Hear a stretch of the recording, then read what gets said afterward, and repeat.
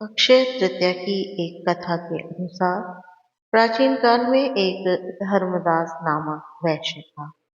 धर्मदास अपने परिवार के साथ एक छोटे से गांव में रहता था। वह बहुत ही गरीब था। हमेशा अपने परिवार के भरण पोषण के लिए चिंतित रहता था। उसके परिवार में कई सदस्य थे। धर्मदास बहुत ही धार्मिक प्रवृत्ति का व्यक्ति था। उसका सदाचार एवं देव और ब्राह्मणों के प्रति अत्यधिक श्रद्धा थी।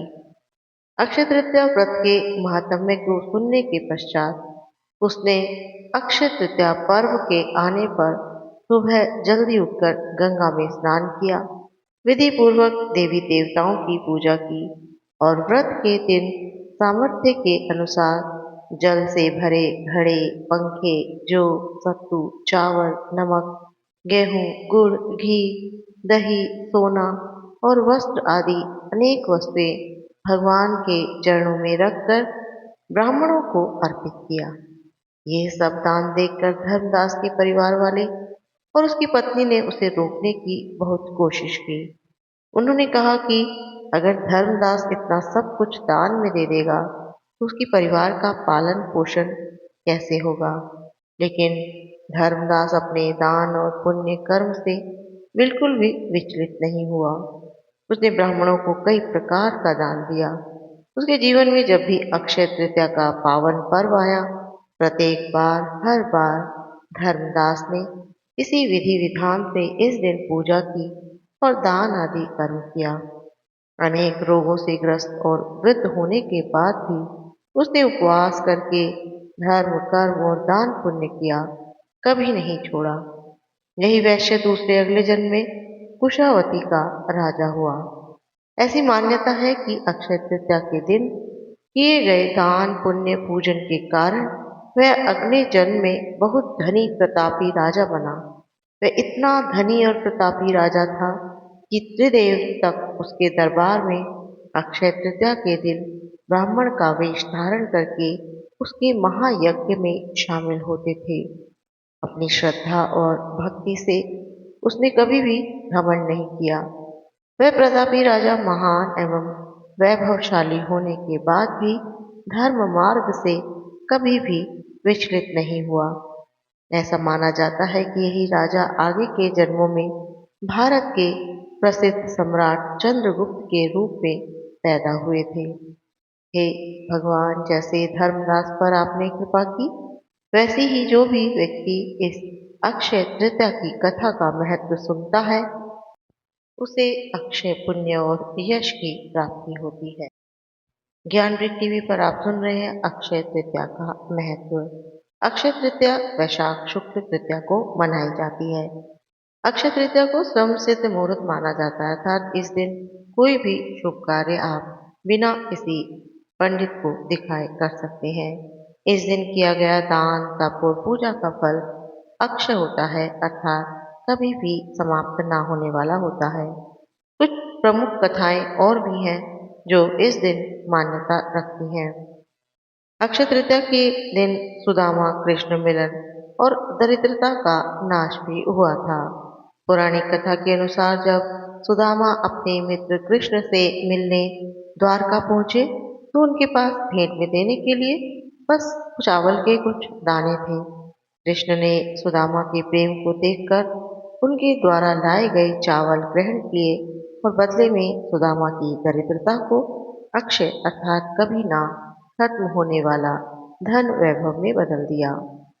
दूसरी कथा के अनुसार द्रौपदी का अक्षयपात। जब महाभारत काल में वनवास के समय पांडव संकट में थे, तब भगवान श्री कृष्ण ने द्रौपदी को एक अक्षय पात्र दिया। इस पात्र की यह विशेषता थी कि इसमें भोजन तब तक खत्म नहीं होता था जब तक द्रौपदी स्वयं न खा ले। इसी दिन दुर्योधन की योजना को विफल करने के लिए कृष्ण ने इस पात्र से दुर्वासा ऋषि और उनके शिष्यों की भूख शांत की थी। माता अन्नपूर्णा का प्रकाट्य भी अक्षय तृतीया के दिन माना जाता है। अक्षय तृतीया के दिन ही माता पार्वती ने अन्नपूर्णा का रूप धारण कर धरती पर अन्न का अभाव दूर किया था। इसलिए इस दिन अन्नदान का बहुत महत्व माना जाता है। गंगा अवतरण भी इसी दिन हुआ था।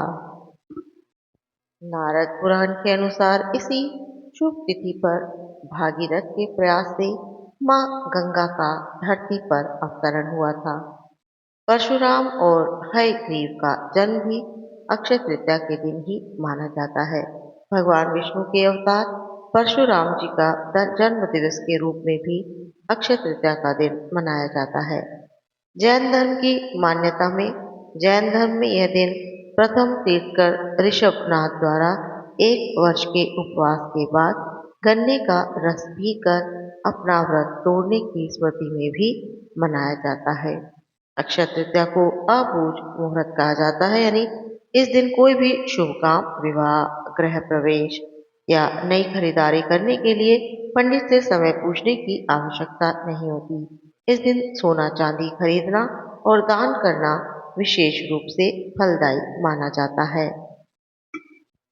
अक्षय तृतीया पर नया नमक खरीदें, जिससे घर की दरिद्रता और नकारात्मकता ऊर्जा दूर हो जाती है। साथ ही इस दिन नमक का दान करने से परिवार में सुख और शांति भी बनी रहती है। इसके अलावा घर के कोनों में डली वाला नमक रखने से भी वास्तु दोष का प्रभाव कम हो जाता है और धन के रास्ते में आने वाली हर प्रकार की रुकावटें दूर होती हैं। अक्षय तृतीया के दिन सुबह उठकर स्नान करें और माता लक्ष्मी की पूजा करें। पूजा की थाली में थोड़ा सा साबुत धनिया, नमक की छोटी पोटली जरूर रखें। भगवान विष्णु की भी लक्ष्मी माँ के साथ विधिवत पूजा करें। पूजा के बाद धनिया को लाल कपड़े में बांधकर अपनी तिजोरी में रख लें।